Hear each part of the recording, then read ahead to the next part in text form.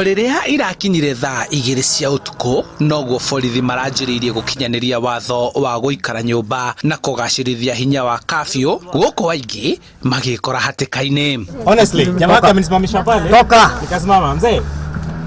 Fungua mlango. Toka. Okay. Poleni lakini. Fungua hiyo gari. Mtu ni kukimbia alikuwa amekimbia. Mzee umenisimamisha ukweli? Tukichukua mtoto huyo mama alikuwa amerepiwa. Tumempeleka hospitali. Sasa hata ndio nimekuta at least mambo iko sawa. Tunatoa mashuka atoroke. Atwarithia a nduthi, matereba a matatu na athii a maguru magĩikio ngono, no amwe makĩhobanirio marĩ kĩrabu makĩnyua na kwendia mũgarũ na ũrĩa watho ũrarekereirio wa kũhingwo gwa cienderio cia njohi.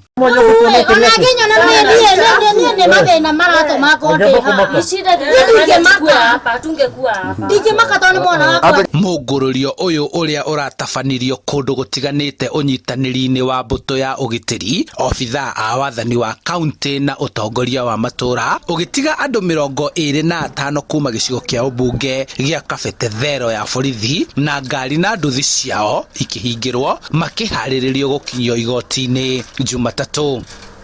Twahura miriongo kana kirigiceni matura-ini kwa ensure that restaurants, bars na eateries na irakorwo ikioperate uria kwagiriire.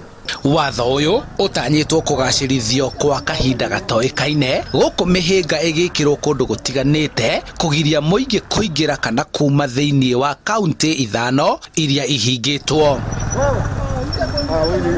Handu-ini ha Inooro TV kuma kaunti-ini ya Kiambu, njitagwo Charles Gikunga wa Kariuki.